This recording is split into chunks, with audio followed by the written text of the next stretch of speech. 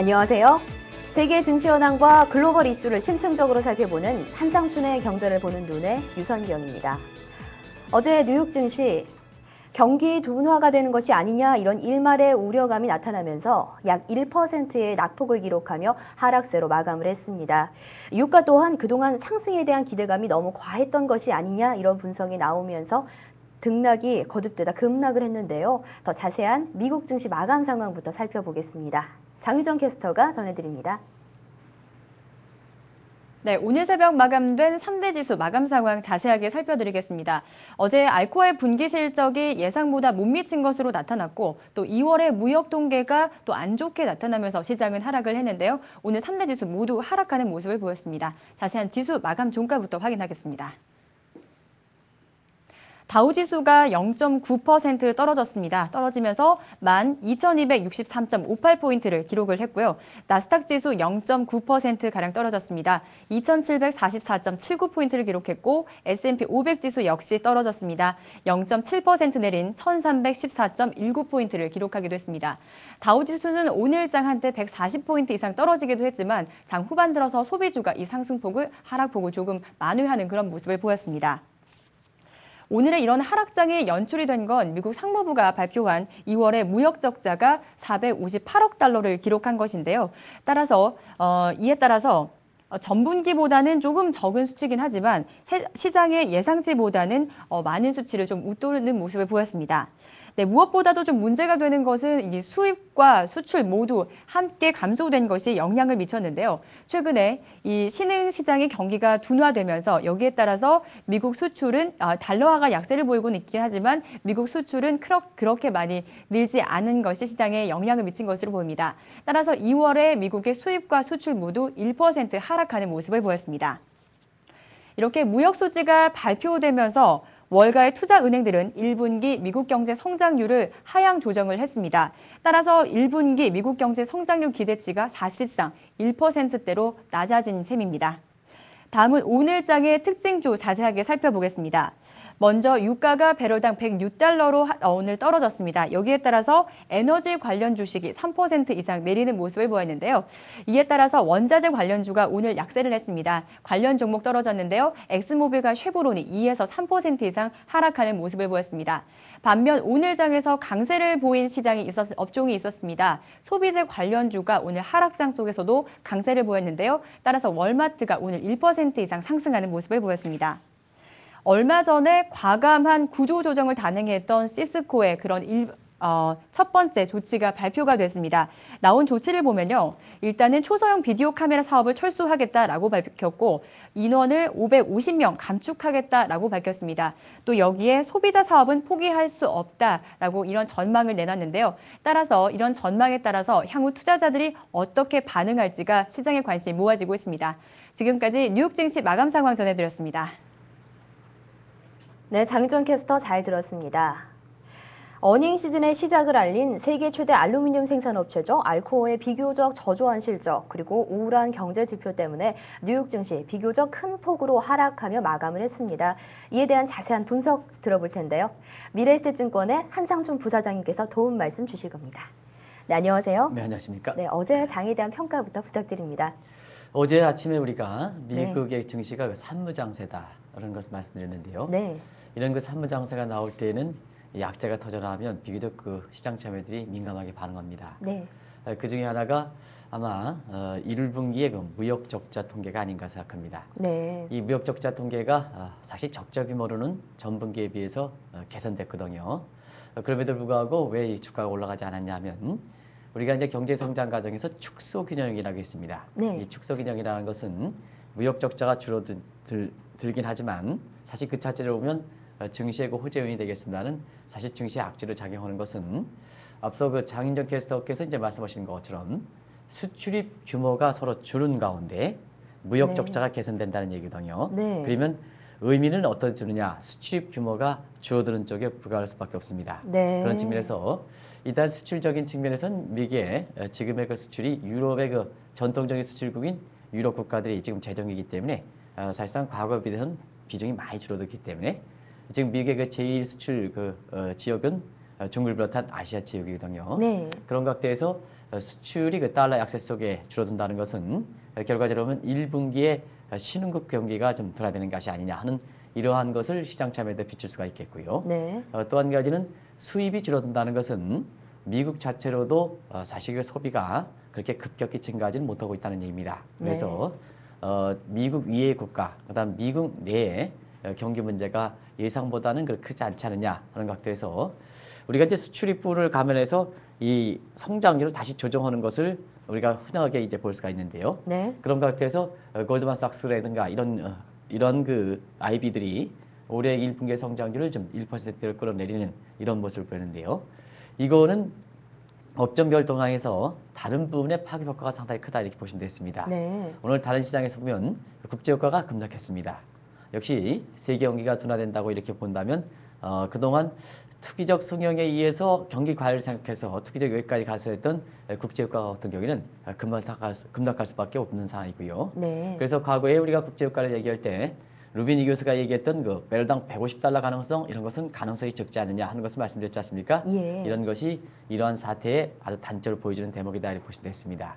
그리고 이 국제 유가라든가 이런 원자재 가격이 떨어지면 지금 그 미국 증시에서 보면 그동안 주가를 끌어올릴 때 원자재 관련된 주식들이 상당 부분이 원자재 가격의 강세를 바탕으로 해서 굉장히 주가를 끌어올린 측면이 있거든요. 네. 그러다 보니까 이 유가가 떨어지고 원자재 가격이 떨어지다 보니까 상대적으로 지수 하락폭이 컸다 이렇게 보시면 됐습니다. 네. 그리고 지금 관심이 되는 이런 거시경제 측면에서의 어떤 성장률 둔화 이런 부분을 커버할 수 있는 부분이 기업들의 그 실적 발표가 아닌가 생각하는데요. 네. 막상 그 뚜껑을 열고 보니까 월가의 그 기대치에서는 1분기 실적도 괜찮을 것이다. 물론 업종별 차별화가 심화될 거라 이렇게 봅니다는 1분기 실적도 그래도 괜찮지 않느냐 하는 이런 기대가 높았습니다는 네. 막상 첫 단추를 열었던 알코올 실적이 예상보다 좀 이렇게 나쁘게 나옴에 따라서 미국 밖에 일본의 그 원전 핵에 대한 이런 일본 정부의 무능함 이런 것까지 겹치면서 오늘 그 투자 심리를 급격히 위축한 것이 아닌가 생각합니다. 그래서 네.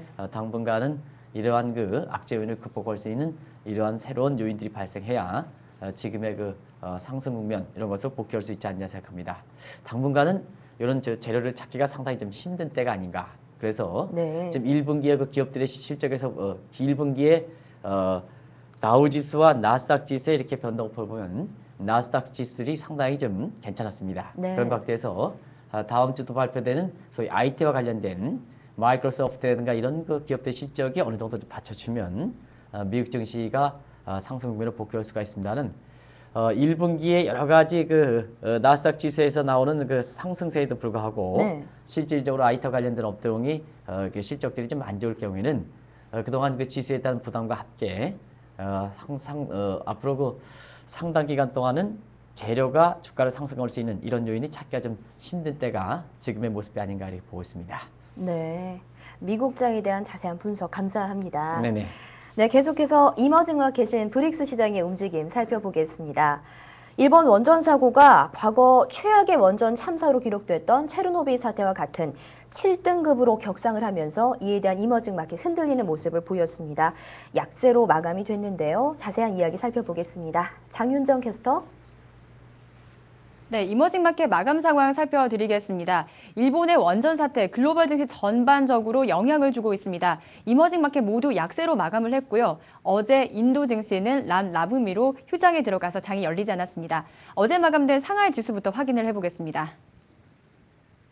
네, 상하이 지수 소폭 내렸습니다. 0.05% 내린 3021.37포인트에서 거래를 마쳤습니다.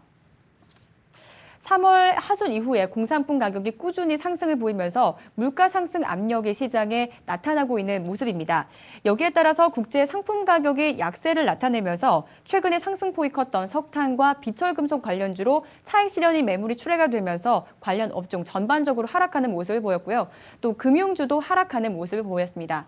반면 오른 업종들도 있었는데요. 조선과 철강, 운송은 또 큰 폭으로 상승한 모습을 보였습니다. 그리고 여행산업 관련 부양책 발표에 대한 어떤 기대감으로 여행 관련주도 오르는 모습을 보였습니다. 계속해서 홍콩 H지수 보겠습니다. H지수 1% 이상 하락했습니다. 1.8% 내렸는데요. 13,437.53포인트를 기록을 했습니다. 1% 하락장으로 출발한 후 이 낙폭을 만회하지 못하고 시장은 마감된 모습을 보였는데요. 3월에 중국의 소비자 물가 상승률이 예상치를 상회할 것으로 나타났고요. 또 4월에 지준율 인상에 대한 루머가 시장에 풍기면서 지수는 하락하는 모습을 보였습니다.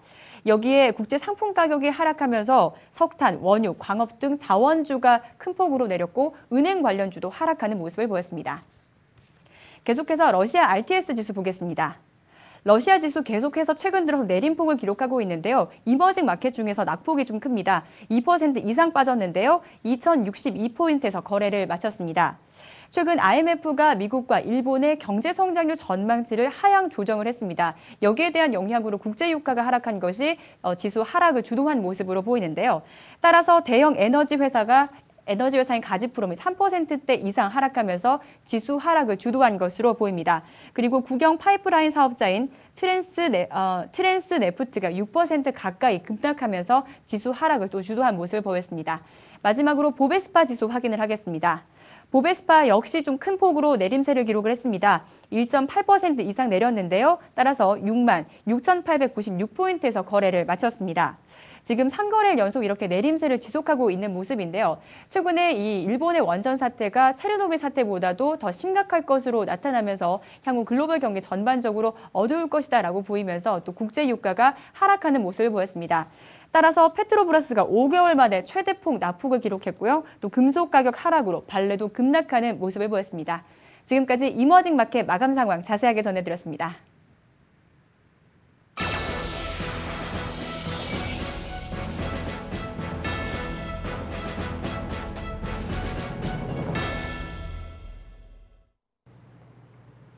네, 최근 들어 헤지 펀드들이 기승을 부린다 이렇게들 말하곤 하는데요. 이러다가 금융위기가 다시 오는 것은 아닌가 이런 우려도 나오고 있습니다.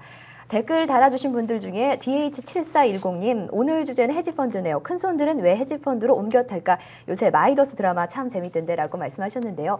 드라마는 물론 드라마일 뿐입니다만은 우리나라도 조만간 헤지펀드를 도입하기로 됐죠. 그래서 더 큰 관심이 모아지고 있는데요. 오늘은 헤지펀드 왜 기승을 부리나 라는 주제로 이야기 나눠보겠습니다. 궁금하신 사항 있으신 분들은 저희 생생 댓글에 말씀 올려주시기 바랍니다. 계속해서 한상춘 부사장님과 이야기 나눠보겠습니다. 네, 최근 들어 헤지펀드 기승을 부린다라고 제가 말씀을 드렸는데요. 먼저 헤지펀드가 어떤 것인지 개념 설명부터 부탁을 드립니다. 네, 헤지펀드 대부분 다 이렇게 익숙해진 겁니다. 네. 근데 이게 언제부터 이렇게 출발했는가 하는 거에 대해서는 그렇게 많게 아시는 분들이 그렇게 많지 않을 거렇게 보이는데요. 네. 원래 이것은 1949년 미국 사람 알프레드 존슨에 의해서 소수의 100만 달러 이하의 소수의 투자가들이 모인 일종의 사적 펀드, 사모펀드다 이렇게 보시면 되겠습니다. 네. 사실 모든 경제 용어 중에서 원뜻에 대해서 잘못 이렇게 어휘전송하는 경우가 상당히 많은데요. 대표적으로 이것이 헤지 펀드가 그런 것이 아닌가 생각합니다. 네. 원래 헤지는 위험을 이렇게 분산한다. 분산하고 위험을 방지하는 게 목적이지 않습니까? 네. 그래서 이 헤지 펀드는 원래는 위험을 좀 분산하고 고수익을 목적으로 해서 출발했던 거거든요. 그러나 지금 시청자분도 헤지 펀드 하면 일단 무섭다, 저승사자다 이런 표현을 쓰는데요. 네. 사실상 지금은 부정적 측면, 투기성이 강한 부정적인 헤지 펀드다. 뭐 이런 식으로 많이 알려져 있습니다. 이건 네. 나중에 좀 설명드릴게요. 그래서 대표적으로 어휘가 전성된 이런 것이 이제 헤지 펀드가 아닌가 생각하는데요. 사실 그렇습니다. 이 헤지 펀드는 국제사에서 1940년 미국 사람 알프레드 존슨에서 만들었다 하지만 저는 개인적으로 이 국제금융변에 우리가 역사가 일천합니다는 이 헤지 펀드만큼은 우리가 좀 역사적으로 앞서는 게 아닌가. 네. 이건 이제 아마 시청자분이 당신 무슨 소리냐 이렇게 생각할지 왜 모르겠지만 그런가요? 사실 우리나라의 사적인 개인 모임 생각하면 딱 헤지 펀드가 맞지 않냐 생각합니다. 네. 우리가 이제 헤지 펀드를 얘기할 때 이 펀드에 자금을 넣은 사람을 투자자다 해서 이 고명한 표현을 씁니다는 사실 우리나라의 개인 모임에서는 투자자는 개원에 해당되고요. 그 다음에 헤지 펀드를 운영한 사람을 요즘 인기가 있다리죠. 네. 펀드 매니저다 이렇게 하는데요. 개주쯤 되는 건가요? 그렇습니다. 이게 이제 우리나라의 네. 개오야지, 개주에 해당되는 것이 아닌가 하는 네. 생각이 드는데요. 결국 헤지 펀드의 여러 종류별로, 펀드의 종류별로 보면 여러 가지가 있습니다는 성격별로 우리 개인 모임과 이렇게 유사 떨어지는 것이 있습니다. 어쨌거나 이거는 시청자의 이해를 도와드리기 위해서 말씀드리는 거고 사실상 그러한 성격의 것이 바로 사적 사모펀드에 해당되는 것이 이 헤지펀드다 이렇게 보시면 되겠습니다. 네, 우리가 흔히 알고 있는 개라고 하는 개념의 비유를 해주셨는데요. 정말 더 쉽게 이해가 되는 것 같습니다. 네, 그런데요. 도대체 얼마나 활발하게 움직이길래 기승을 부린다라는 표현까지 쓰는지요? 상당히 그 우리가 헤지펀드의 그 어떤 움직임을 보면 네. 크게 그 두 가지에서 판단하는데요. 일단 그 투자 원금 규모가 어떻게 될까 하는 문제. 네. 그 다음에 우리가 그 헤지펀드의 활동력 지표, 뭐 투기적 지표, 뭐 이렇게 표현을 쓴다는 이건 좀 잘못된 표현이고요. 이 활동력 지표에서는 원금을 모으면 그걸 총 투자 가능 금액을 이렇게 나눈 것을 레버리지 비율입니다. 네. 지렛대 비율이라 하는데요. 이 지렛대 비율이 얼마큼 이렇게 증가할 것인가 하는 두 가지 판단 지표에서 온다 이렇게 보시면 되겠는데요. 네. 일단 그 투자 원금 규모 빠르게 늘어나고 있습니다. 이 헤네시 그룹이라든가 이런 전문적인 헤지펀드의 조사 업체에 따르면 지금 헤지펀드의 그 투자 원금 규모가 1조 7천억 달러에 달한다. 그래서 2008년 10월, 그러니까 정확하게는 2008년 9월 달에 리먼 사태가 발생했습니다는 2008년 10월 이후서부터 이 헤지펀드의 규모를 보면 가장 그 높은 수준이다 이렇게 보시면 되고요. 네. 관련된 업체를 보면은 올해 말까지 헤지펀드의 투자 원금 규모가 지금의 추세를 보면 사상 그 최대치를 기록할 것이다 이렇게 보고 있습니다. 그렇군요. 그래서 일단 그 투자 원금 규모가 빠르게 증가한다 이렇게 보시면 되겠고요. 또 한 가지 활동력 지표에서 증거금 대비해서 투자 원금 대비해서 총 투자 가능 금액인 레버리지 비율이 금융위에서 한때 3배 이내로 축소되다가 지금은 10배 이내로. 이건 어떻게 되냐면 내가 1억 달러를 모집했으면 네. 총 투자 갈 수 있는 금액이 한 10억 달러 된다는 의미입니다. 네. 그래서 이것을 가지고 이제 많이 부정적으로 측면으로 이렇게 얘기하거든요. 이런 그렇군요. 활동력 지표가 한 10배 정도까지 일부 투기성이 강한 이런 헤지펀드들이 끌어올림에 따라서 네.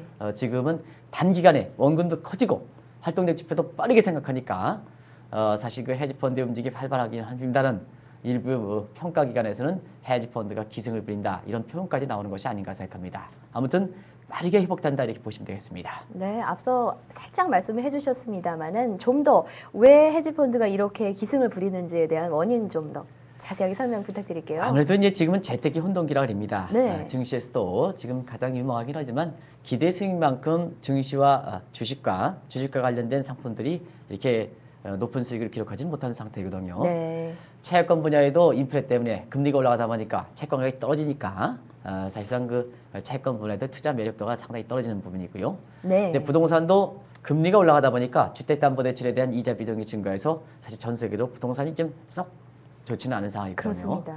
이런 상태에서는 뚜렷하게 확실하게 재테크 수익을 낼 수 있는 유망한 재테크 수단이 지금 안 보이는 상태인데요. 네. 이런 상태에서 헤지 펀드들이 지금까지 실적을 보면 상대적으로 높은 그 수익률을 기록하거든요.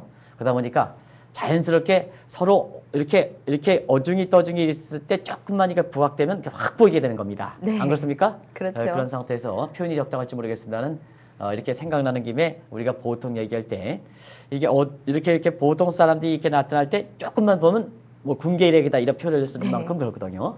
그러다 보니까 자연스럽게 최근에 개인 투자가들이 이 헤지 펀드에 대한 관심을 많이 불러일으키면서 자금을 많이 이렇게 지금 헤지 펀드에 원금을 이렇게 투자하는 단계고요. 네. 또 기관 투자가들도 고객들과 일정한 수익을 맞추기 위해서는 상대적으로 높은 수익을 기록하는 헤지 펀드의 자금 할당을 많이 할 수밖에 없거든요. 이것이 그 결부돼서 지금은 헤지 펀드가 이렇게 빠르게 회복된다 이렇게 보시면 되고요. 전체적으로 보면은 역시 글로벌 유동성이 풍부한 것도 사실상 지금의 헤지 펀드가 빠르게 회복되는 요인이 아닌가 생각합니다. 네. 그리고 이런 그 재테크의 혼돈기에 있어서는 가장 중요한 것이 뭐냐? 인력과 같은 금융 인력과 같은 이런 운영 성과를 낼 수 있는 사람들이 굉장히 중요하거든요. 네. 그런 것들에서는 헤지 펀드 인력이 다 그런 건 아닙니다는 국제적으로 보면 비교적 금융 기법이 무정된 이런 사람들이 이렇게 많이 그 충당됨에 따라서 이렇게 재테크 혼돈기에 상대적으로 높은 수익률을 기록하면서 네. 헤지 펀드들이 이렇게 빠르게 회복된다 이렇게 보시면 되겠습니다. 네, 이렇게 헤지펀드가 많이 기승을 부리는 다양한 원인까지 말씀을 해주셨는데요. 일반적으로 헤지펀드 하면 조세 회피 지역에 많이 활동을 했죠. 네, 그렇습니다. 그런데 주로 현재 지금 활동하는 헤지펀드들 주로 어디서 활동하는지 변화가 좀 있는지요? 네, 우리나라도 이제 국세청 관련해서 네. 최근에 세금 문제 관련해서 이 조세 회피 지역이 지금 부각되고 있는데요. 오늘자 아마 국내 유수의 신문을 보면 조세 회피 지역 관련해서 굉장히 대형 특집을 실은 거를 아마 네. 시청자분 중에서 그 신문을 읽은 사람은 아실 거 봅니다. 그래서 그렇습니다. 관심이 되는 것이 이제 조세피 지역인데요. 우리가 통상적으로 보면 조세피 지역은 보통 냄새나는 자금들이 예를 들어서 마약 자금이라든가 매춘 자금이라든가 리베이트 자금들이 이게 돈 세탁이 이루어지는 지역이다. 이렇게 그렇죠. 보시면 되겠습니다. 네. 그래서 tax heaven, 내가 이 heaven은 왜 붙였는지 모르겠습니다. 이 네. heaven이 굉장히 천국이라는 뜻이 아닙니까, 그죠? 그러게요. 근데 왜 이렇게 나쁜 때 네. 썼는지 모르겠습니다는 일단은 그 tax heaven 지역이다 해서 이렇게 보는데요. 세계적으로 그동안 헤지펀드의 본거지로 활동했던 것이 대부분 다 조세피 지역입니다. 네. 일반적으로 조세피 지역의 3대 지역으로 보면 이 케이만 군도, 이 케이만 군도는 북미와 남미의 이 파나마를 중심의 영역이 해당되겠습니다. 작년인가요? IT의 지진 사태. 네. 그 지역이라 생각하시면 됩니다. 이 지역이 세계에서 최대 조세피 지역이다 이렇게 보시면 되겠고요. 네. 아시아 지역에 있어서는 아시아의 각종 리베이트 자금들이 돈 세탁하는 지역은 과거에는 말레이시아 북동부 이 지역이 많이 알려져 있습니다. 그렇죠. 최근에서 보면은 홍콩 마카오 쪽으로 많이 이동된 상태입니다. 변화가 그래서, 있군요. 예, 그렇습니다. 마카오 지역이 두 번째로 보는데요. 세 번째는 아일랜드 지역이 유럽에서 대표적인 조세피 지역인데요. 아시겠습니다. 아일랜드가 지금 유럽 재정이라든가 이런 것 때문에 썩 좋지 않지 않습니까? 네, 그렇습니다. 그래서 조세피 지역의 이 규모로도 상당히 위축되는 이런 상황인데요. 아무튼 간에 과거에는 이러한 그 헤지펀드의 본거지가 이 텍세븐 지역의 페이퍼 컴퍼니, 유령 회사를 차려서 네. 대부분 다 세금을 포탈하는 이런 모습을 보였습니다는 지금은 헤지펀드가 많이 바뀌었습니다. 이제는 명확하게 실체를 드러내고 고객들이 투명성을 하고 투명성을 해서 헤지펀드가 활동한다는 의미입니다. 그럼 뭐해서 수익률이 낼까 했을 땐 앞서 말씀드린 같이 가려졌던 부분을 전부 펼쳐보니까 그때는 운용하는 사람의 모습에 의해서 능력이 좌우되는 이런 모에서 전공법을 가는 것이 지금 헤지펀드의 운용 성과다 이렇게 보시면 되겠습니다. 네. 그래서 과거만큼 그 부정적 이미지는 많이 좀 개선시킬 필요가 있지 않냐 생각하는데요. 결국 헤지펀드가 텍스 헤븐 지역의 페이퍼 컴퍼니 형태보다는 이제는 자기의 본국으로 발주되면서 보여줄 것 다 보여주고 네. 운용 수익을 낸다는 의미입니다. 그래서 과거보다는 상당히 다른 모습을 보이는 것이 헤지펀드다 이렇게 보시면 되겠습니다. 이에 따라서 시청자분들도 헤지펀드에 갖고 있는 어떤 부정적 측면, 투기성이 강하고 위기를 발생시킬 주범이다 하는 네. 이런 측면은 벗어날 필요가 있다. 헤지펀드도 대규모로 지금 변신을 처리하고 있다 이렇게 보시면 되겠습니다. 비교적 양지로 이제 더 나오고 긍정적인 측면이 있을 것 같습니다. 네네. 그런데요, 한때 사실 금융위기 주범, 특히 아시아 지역의 금융위기 주범으로 이제 헤지펀드가 꼽히기도 했다 이렇게 말들을 하던데요. 최근처럼 헤지펀드가 기승을 부릴 경우 다시 금융위기가 초래될 그런 가능성은 좀 어떻게 보십니까? 네, 일반적으로 이 문제는 네. 헤지펀드가 갖고 있는 어떤 양면성을 우리가 따져봐야 되는데요.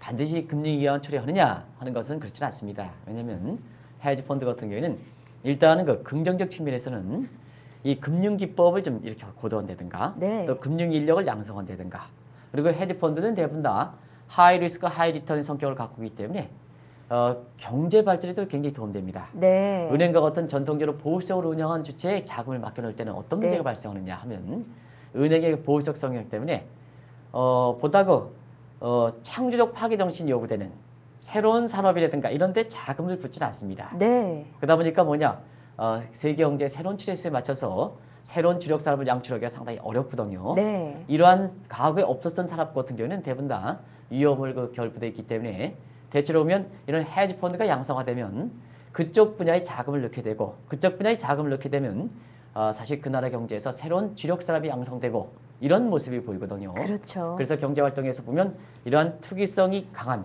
하이리턴과 아이리스 같은 이런 헤지펀드들은 경제 발전에도 상당한 도움된다.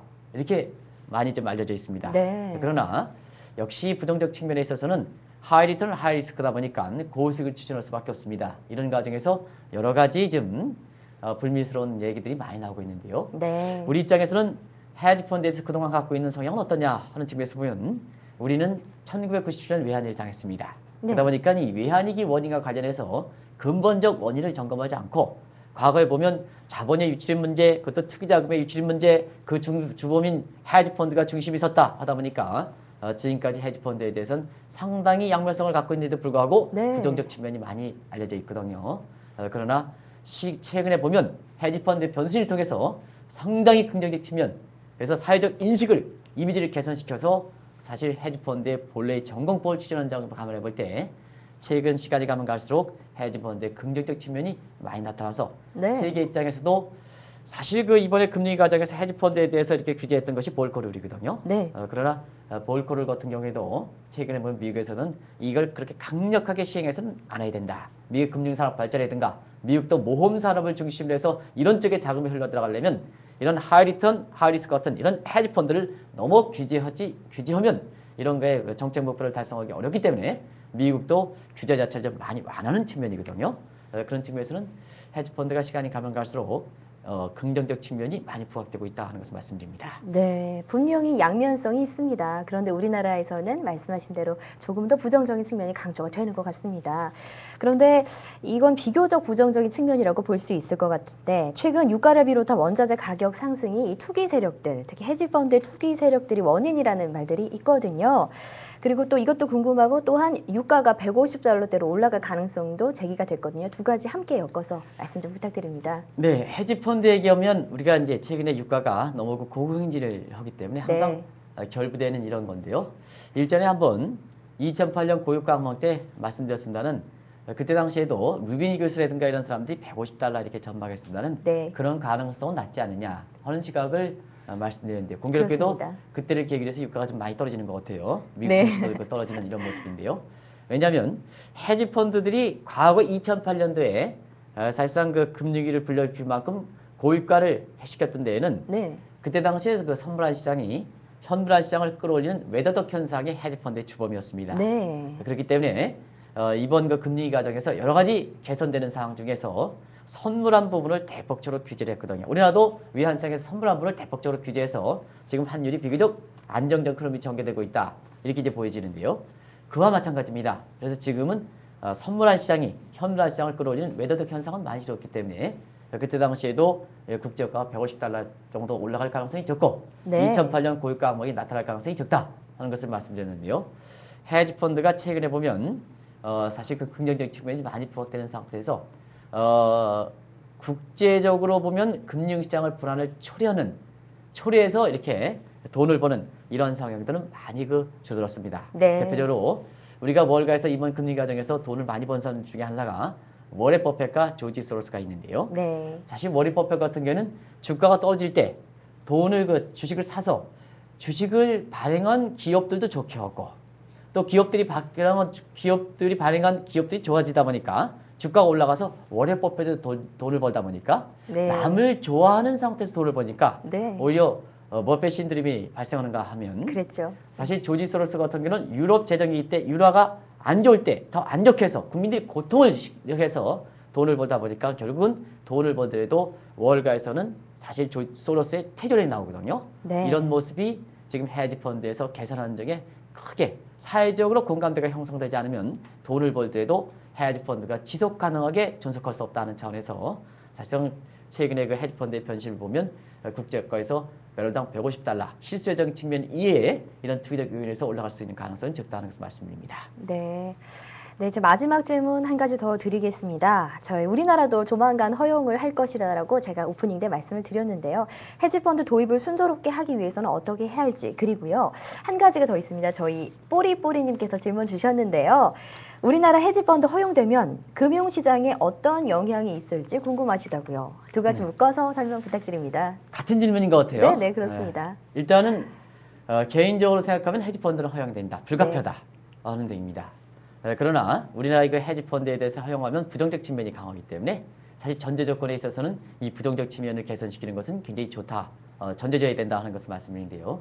그런 것 같아서 잘못되게 이렇게 인식되어 있는 부정적 측면을 우리가 이런 헤지펀드 도입의 전에 전제 조건으로서 국민들의 홍보라든가 이런 증권사라든가 이런 데 적극적 역할을 해서 이런 부정적 측면을 좀 개선시킬 필요가 있다 하는 것을 말씀드립니다. 왜 우리나라가 이런 헤지펀드의 도입이 필요한가 하는 것에 대해서는 일단 헤지펀드는 긍정적 측면에서 금융 인력을 양성화되든가 금융의 새로운 기법을 한다든가 하는 금융 인프라를 갖추는 데는 굉장히 좋습니다. 그리고 지금은 금융 분야가 중증적으로 발전해야 실물 경제도 도움이 되고 과거 다른 것은 금융사회이 발전돼야 실물 경제도 같이 가는 이러한 모습이거든요. 그런 것에서는 사실 그렇습니다. 그리고 우리가 21세기의 새로운 트렌드에 맞춰서 여러 가지 과거에 없었던 현상을 빨리 트렌드로 포착해야 됩니다. 그러니까 이런 포착할 때는 비교적 위험을 감수하는 자금들이 많이 나타나게 되거든요. 네. 그런 것들에서는 물론 이제 일부의 부정적 측면이 있긴 합니다는 하이 리턴, 하이 리스크를 지향하는 이런 업종들이 라이프 사이클이 상당히 짧아지고 종전에 없었던 산업이 부각돼서 세계적으로 보면 세계 중심국이 되려면 이러한 그 산업을 촉진시킨다는 차원에서 은행이라든가 이런 데 보석 자금 가지고는 이런 쪽에 자금을 이렇게 들어가기는 어렵습니다. 네. 그래서 증권사를 중심으로 해서 헤지 펀드가 활성화되면 이런 쪽에 자금이 들어가다 보니까 실물 경제를 회복시키고 또 세계 트렌드에 우리가 이렇게 랜딩 승차하니까 네. 세계 중심으로 발전할 수 있는 소지도 있다 하는 것을 말씀드립니다. 물론 헤지 펀드 이렇게 할 때 시청자분이 아까 질문하신 데에도 네. 그런 우려가 있을 겁니다. 예를 들어서 금융위기를 혼란시킬 수 있는 부분이 있지 않냐 이렇게 생각하는데요. 그런 측면에서 헤지펀드를 허용한다 하더라도 긍정적 측면을 최대한 발휘할 수 있게끔 부정적 효과를 축소시키는 차원의 제도적인 규제가 필요하다는 의미입니다. 예를 들어서 네. 레버리지 비율을 초기 단계에서 충분히 이렇게 확대시키는 것보다는 어느 정도 적정한 수준에서 관리할 것. 네. 그다음에 파생상품 기법을 사실 공급하는 사람뿐만 아니라 우리 국민들도 알 수 있게끔 네. 너무 복잡한 금융상품에 대해서 들이대는 것을 규제할 것. 해서 이런 부분이 좀 적절한 그 정책적 보완 사항이 있으면 우리의 지금의 상황을 볼 때는 우리 경제 역량에 맞게끔 금융의 주도권도 확보하고 인불전 현상 방지하고 네. 이렇게 하려면 헤지펀드는 도입이 불가피한 시점이 아닌가 이렇게 보고 있습니다. 네, 그렇습니다. 헤지펀드의 양면성 중에서 긍정적인 면을 최대한 잘 살려서 도입이 성공적으로 이루어질 수 있도록 노력해야 할 것 같습니다. 오늘도 정말 좋은 말씀 감사합니다. 네, 고맙습니다. 네, 고맙습니다. 네, 오늘도 많은 분들 함께 해주셨는데요. 뽀리뽀리님, QHWHRO님, 스파이더맨님, 그리고 은경님, 사이언님, 청년재벌님 등 다양한 분들 함께 참여해 주셨습니다. 내일은 더 많은 참여 부탁드릴게요. 내일 다시 힘찬 모습으로 찾아뵙겠습니다. 고맙습니다.